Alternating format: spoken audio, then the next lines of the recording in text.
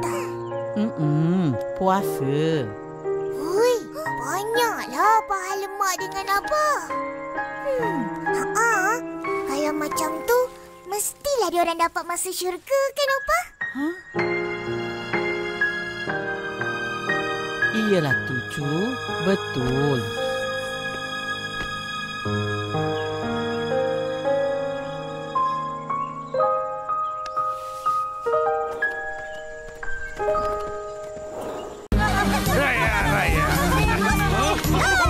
Korang nak tahu? Malam tadi, Opah dengan akak buat banyak ketupat. Macam-macam jenis. Betul kan, Ipin? Betul-betul. Kita orang dah rasa. Semuanya sedap-sedap. 2-3 selipar. Saya sudah lapar.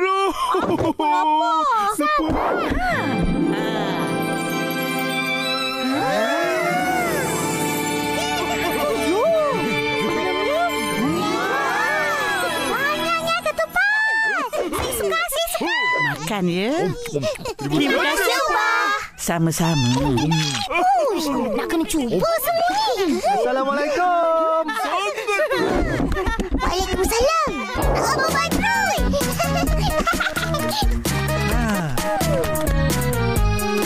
Bila abang balik sini? Malam tadi.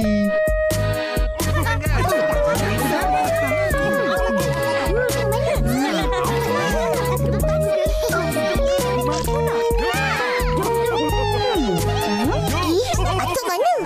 Atuk sini. Dari dapur? Ya.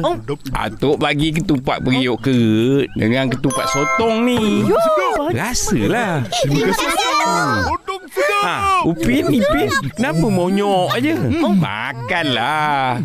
Tak seronok tak ada ketupat nasi. Siapa kata tak ada? Nah, satu dulang Badrul bawa. Makan puas-puas. Ini baru saya.